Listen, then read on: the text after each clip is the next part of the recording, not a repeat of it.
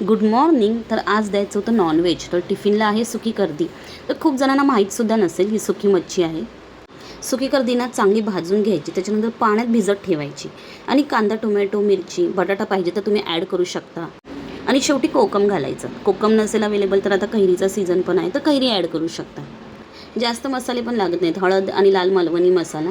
फक्त कर्दी चांगली मुरू द्यायची आणि खरंच खूप टेस्टी लागते खायला. आणि मी पण आहे ना कैरी घालायची विसरलेली, नंतर शेवटी मी ॲड केली कैरी आणि खरंच भाजी खूपच सुंदर झाली होती. खायला पण खूप चविष्ट होती. इराचा ना आता टायमिंग पण चेंज झाला आहे.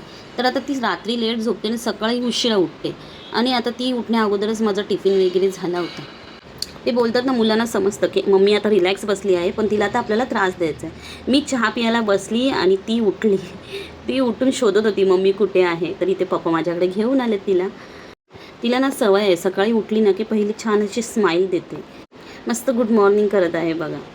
आज तर खूपच गडबड झाली. सिलेंडर पण त्याच्यामध्ये संपला.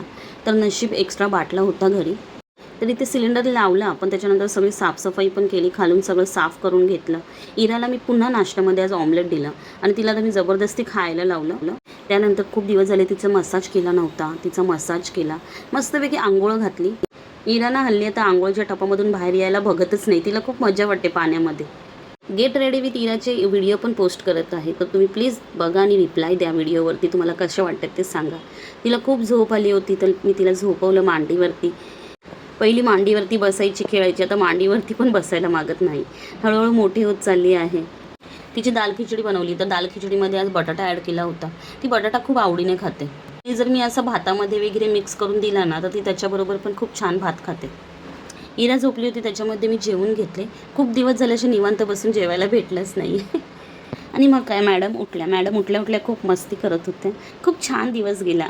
भेटूया पुन्हा नेक्स्ट ब्लॉगमध्ये. बाय.